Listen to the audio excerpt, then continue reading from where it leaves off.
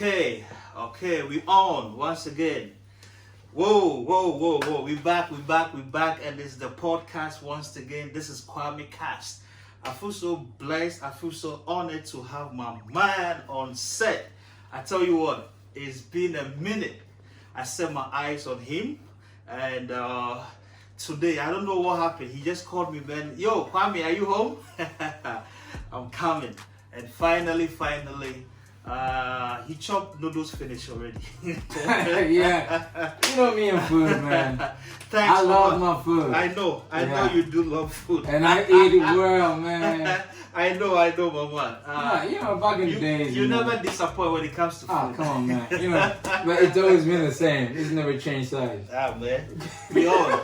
Don't worry, man. All right. When the time comes, this will go 7 packs. No, you've been saying that for 20 years. Straight up. Yeah. Oh, man, nice to have you on set.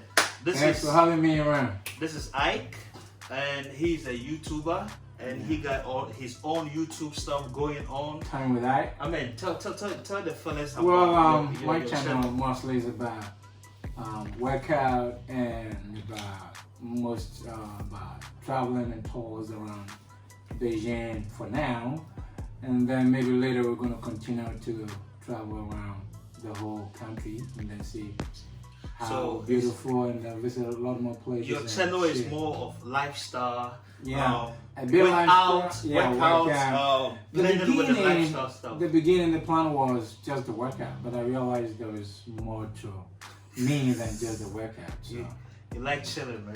Of course, no, everybody does. Who doesn't like chilling? Take chilling out of life. Just focus on your workout fit, that's all. But you just want to add a lot of chilling to it. Yeah, it's so good, you gotta man. add flair. I mean, you need to entertain your viewers. My viewers, of course. They enjoy working out, and after they can enjoy the scenery too. Of course, it's all good. It's all good. Glad to have you on List Up TV. Thanks for having me around. This is Kwame Cast. Okay, so. Welcome to Kwame Cast. I got to clap for you, or we all got to clap for each other. Yeah, we got to do it for each other. Here we go. That's how it's all good. It's all good. You scratch my back, I scratch yours. That's the way it is. That's the way it has to be. All right, so today we actually going to talk about something simple, easy, but very interesting. How to set up a company in China. And you have been someone running a company in China, which I'm so proud of you because you're a black man from Ghana and you doing this wonderful thing in China, and I salute you for doing that. It's not easy, bro. Yeah, but nice. Congratulations on your movement. Well, it hasn't been easy though. Okay. For the past 4 years. Okay. Well, the most important thing is you need to be able to stay here to run the business. Okay. So first you have to consider whether or not you're going to be able to get your visa application go through. And that's before you be able to do that, you need to have the company. Okay. And before you get the company, you can open the company, you need to be here. But it's not always the case because, first, this is how I started, and I'm going to share with you. I need your experience. Okay, so, I was doing language back then, like back in 2017. Oh. And so, visa became an issue. One day we're just there, and the college came and said, "Hey, yo, we renew your visas for you, so you gotta go look for another place or another visa to fix your student visa or which other category of visa you can." Nobody wants to get that kind of message. That stuff is messed up. Visa issues in China. That's the big problem. Oh man, this is very interesting. So. It turns out a buddy of mine who was also in the same class as I was knew this guy who had helped him to renew his in another school. So he told me, "Hey, contact this guy. He's going to connect you with another school." So I did. And so in the course of our conversation, he actually recommended, why not start a company and use it to do your application instead, have a work visa. You can move around and do all sort of things. And no one is going to call you to come to class, come listen to Chinese and all kind of stuff, So I was like, yeah, it's a good plan. So I asked him about the laydowns and how much it's going to cost because that was the most important part. Yeah, the money part, you know. The money part. Yeah, and you can legally be working here in China. So, well, I had a bit saved, so I asked him, so how much is this gonna cost? And he was like, it's gonna cost you 45,000. So, from what you've been saying, I kind of feel like before you want to embark on this journey, first of all, you need to get money in your account. Of course, you gotta get money. Is there any specific amount that you need to get in your account? Well, for now, you don't really need. For example, well, for now, there are a lot of the agents that are doing this. Okay. We'll be coming there. Yeah, and we'll talk about agents. Okay. It depends on who you contact to do the opening for you. Okay. And opening the company isn't much of a problem as getting the visa after the company's been opened and it's all set. Okay. So, well, the money comes in. At first, I didn't know how things worked. And I didn't have the connection to people who open the companies, which now I do, and I know how it works. So if somebody comes to me and says, hey, if you know somebody who wants to open a company, can I ask them how much? You say like 25,000, yo, dude, look at me. I know how things work. It doesn't cost more than 10,000 to do all this shit. Oh. Yeah. Really? No, you can do it. 10,000. 10,000 should be enough. I heard that before. Oh, I heard it. They said like 50,000. I spent 45. 45,000 to open the company. Yeah. Oh, okay. I spent 45 Okay. to open. But it's just that now it's not that much as compared to the time you registered. Yeah. So, but the point is, if you can read Chinese, most of these things you can do by yourself. Oh. Yeah, because the system is all Chinese. Everything, of Work course, permit everything application, in China. company registration. That is one thing I respect this country about. Like everything they do it in their language. Yeah, it's in Chinese. And they don't care about you, regardless of wherever you come from. No, they don't. You have to go They got through the enough people system. roaming around. Of course, you have to go through the system. You gotta go through. Whether you can read, you cannot read, they don't care. Just it's Chinese. Yeah. Sometimes I wish Ghana would be like the same. Everything would be Chi, Gan. Gee, is that impossible? Everything would be Chi, Gan, and But all other stuff. But Chi is not the national language, so that's going to be a bit of a problem. Anyway. All right. So first, you need to have money in your account. Yeah. Not more than. Or not You don't less really need than. to have the money in your account. Okay. You don't You need to have. Yeah, you need to have something to start. The money shouldn't be in your account. For example, if I have a cash about 15,000, okay, under my bed, and I want to start a company, of course you can do start. it. Yeah. Oh, okay. So, All right. once that is in place, okay, you contact an agent. Or if you know anybody who knows an agent that can help you open the company, all they need is your passport. That's it. Okay. Else. They need valid passport. Of course, they need a valid passport. At least 6 months valid. 6 months valid. Not expired passport. Come on, dude. You want us to be arrested while doing this podcast right now? Not expired visa. Okay, so agent is number one. But like I was saying, if you can read Chinese, okay, you can go through the system yourself. Okay, and if you cannot read Chinese, you need to go through Chinese agent to open the system for you. Yeah, to do the registration. Are they legit? Yeah, of course they're legit. But some of the stories I hear outside that some of the Chinese agent just run you over. They take your money and that's it. Well, I haven't had that experience yet. But from what I can say is the agents, okay? It's for example, if he says I'm going to charge you 5K. Okay. You say okay, I'll give you 30%. When you finish, I'll give you the 20%. The rest of the money, which should make perfect sense. But one thing I've also learned from Chinese people, most of them are very sincere. Okay. Yeah. Most of them are like really sincere. Once they tell you they're gonna do this, you pay them, you get what you pay for. All right. And things for me. He's gonna manage anything that has to do with Chinese related taxes and all of that. And you have to pay him every month. Oh, okay. Yes. You have to pay agent every month. Every month. And if you want to maintain the agent to keep doing things for you. Because sometimes you go to a place, you go to the bank, and you want some stuff about your company, account or something. you're gonna go through him, because most of the things they might say in the bank you might not understand. But if you're Chinese, it's okay. Like for example, I was in the bank today to print my bank statement and get my tax records for my visa application. So I understood what the bank was telling me. So that was okay. And if there was a part I didn't get so much, I just give him a call. Hey, 你好，大哥，这个他们说什么情况啊？ Like, what are they saying? And then he explains further. I said, okay, I get it now. So that's basically what the agent is gonna do. So getting an agent to start a company in China is number one. Number one. And the legit one. Yeah, you can't really be sure if it's legit or it's not. Okay, but number one. If it's a recommendation from a friend, then you could probably trust that person. All right. So right after the agent, is the same agent going to get you the office? Yeah, he's pretty much going to do all the things, all those things for you. Get you the office, but at the beginning, you don't really need to have an actual office. Okay. We have what we call the virtual office. Virtual. It's not like a physical office.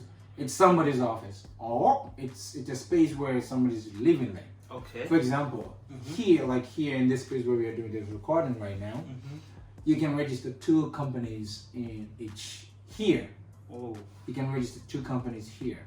So, for example, your landlord, I can talk to your landlord. Hey, I have a company I want it registered here. Is it available? So yes, okay. How much are you gonna charge? I will charge you $500 a month.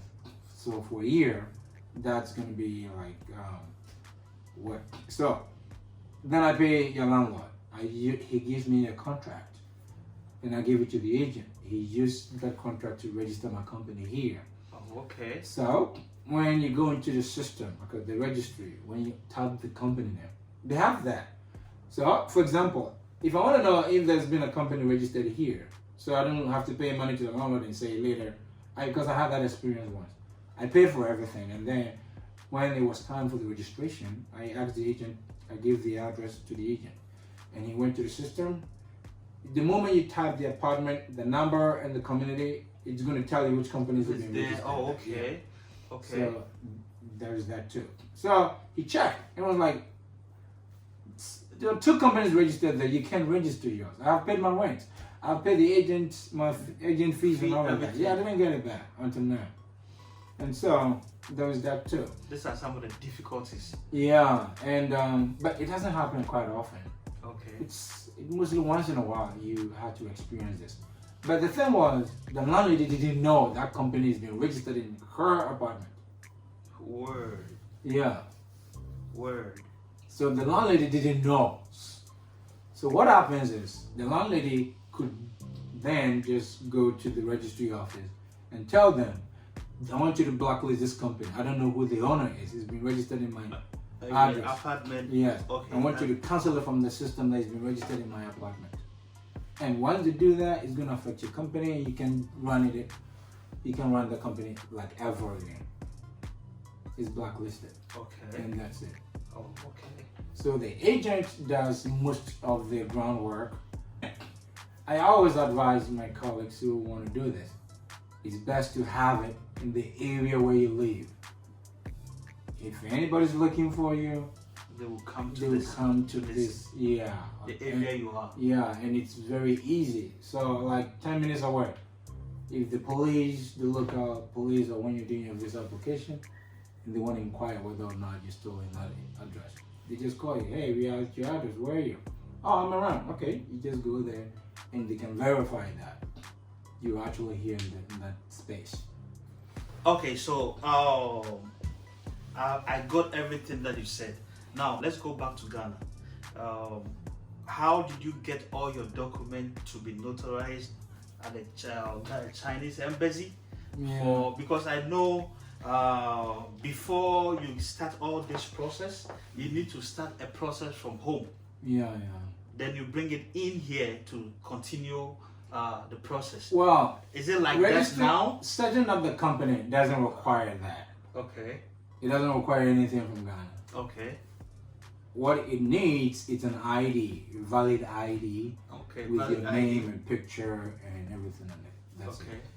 So that's all. So in my case, just the picture part of my passport was the only thing You needed it. I needed to open the company. That's it. But the documents you just made mention of, it's only needed if you intend to just start applying for your work visa with the same company that you've opened. Oh. Yes, but if So let me get this straight. You have the company here, right?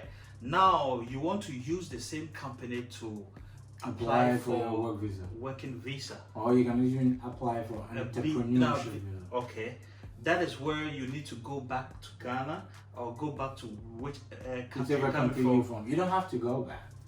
I mean, that is where you need to get the documents, Yes, different documents from Ghana or Yeah. whichever country There you're you coming go, from. yeah. Then, right after those documents, where do you go? You need to take it to the Chinese embassy for them to notarize it. Or, Okay. Yeah, that's usually the case. Is it that difficult to get those things notarized? Well, it's not. It's not. Well, what the Chinese embassy, whichever country you're from, they just have to check the documents you're providing them to authenticate is okay. So once they can authenticate that these documents are real, then they issue a stamp with the Chinese embassy inscriptions and the details of all of that on the back. And then from there, if it's a family member doing it for you, you just post it via DHL, or DHL, EMS, or whichever EMS. means that is available. And you get it here. Once you get those, you need to translate every single word on those documents into Chinese. That requires a different translator company for them to do that. Well, you need these things if you intend to use the company to apply to for visa. Of course, that is one of the main objective of having a company in China. No, I but mean, you cannot have, anyway, some people have companies and they're still on the different visas. Yes. Still on the different visas. My next question is it that difficult applying for the visa? Is it that difficult? That's where the problem is. Okay. So let me enlighten you on that one. So the company is set up. Everything is set. You have your office. You've registered the company somewhere, and you got a really nice space. You've paid your taxes. No, that comes way after. Okay. So what some people do is, they try to do something very, very little, and once you open a company, you can also think of opening a company account. Okay. Because that's where your taxes and everything will go through. And that's the thing some people do not do. And so when they go apply for the visa, then it's a problem. It's a problem. Yeah. And there's no way they're going to give you a visa if you're not paying taxes yet. Okay. Yes. So you are there, you are the CEO of your own company, but you need to register yourself as an employee of your own company and pay income taxes for yourself. So you're paying income taxes, and if the company is making profit, then you can pay company taxes. Yes. So those are two complete things. So when that is okay, you start with your visa application. Now, starting with the visa application, before you do, you have to make sure that in the address where your office is located, you've lived there at least for 6 months, or your rent or contract or whatever is at least 6 months in that location. For example, I'm applying today, but my contract says today. Okay. Yeah, it seems a bit suspicious. You know, like you're up to something, or you're really not doing anything here. So at least 6 months. Then you have like an extra 6 months left in your rent contract. Yeah, that's okay. But then you also have to be in really good terms with your landlord or with your landlady. Okay. Yeah. So for those who register their company or running their company through somebody else's office and they are unaware, so that's where some agents become the problem. You give them the money, they set up the company for you, and they give you a license, and you have it in your hand. Your address states that. Okay. Make sure the agent can take you to whichever the address they state. Yeah. They state on your license. So that you can. You can verify yourself. Okay. Of course, you can't be running a company from an office you haven't even been there before. And when you go, you apply for your visa, and they ask you, and you're like, where is your office? Where's your office? And it becomes a problem. And then they ask you, because it happened to me too. It's like, are you here? You say, yeah. But meanwhile, you were not there. You haven't even been there. You don't even know what's happening over there. So immigration officer ask you, hey, are you at that address? Yeah. Are you sure? Yes. Okay, cool. And then they send the local police to check it out. Yeah. Okay, so they go there. Yeah. Like, hey, and they start speaking their Chinese to those Chinese over there. It may be an already existing office where somebody already running a company there. He has 2 or 3 employees. They see anybody there. Oh, hi, excuse me. That this company exists here? Yeah, is this company here? I'm like, what company? And then they show you a copy of the license. You're like, nah, we've never seen anybody like that. What about this man? And that becomes a problem. What about this man? And they show you a picture. Have you seen this black no, he's never been around here? I said, yeah, you seen this nigga here? No, this nigga never came around here. No, see no nigga in this building around here. Yeah. You know that your eyes is on fire. All right. One of my good friend had a case like that, and his case was like, he has the company, everything, just as the way you say it. The address, everything on his license and everything. He didn't even know that. Yeah, he only knew this address was around Andinman area, like subway line 2. All right. This is what happened. Not knowing that the government has gone to that area to demolish the whole place. You understand? And he was just chilling in his home, and the place has been demolished, and the cops started checking. So they followed the address on his license. And it was a so bad, when they got there, they realized that the place has been demolished, and the place is bare like a park. And the questions started popping off. So where is this office? You understand? Where is this office? So they started calling him, and he also kept directing them to that particular place because he didn't even know that the place had been demolished. The immigration is already aware of that. That's it. They're like, are you sure? Yes. Yeah, I'm sure. That's the question they were asking him. That's the question they were asking him. Are you really sure this is this is your address? He was like, yeah, this is my address. You understand? So they went there, and to cut a story short, his visa got cancelled, and he was taken back home. That's the way. That is how things went.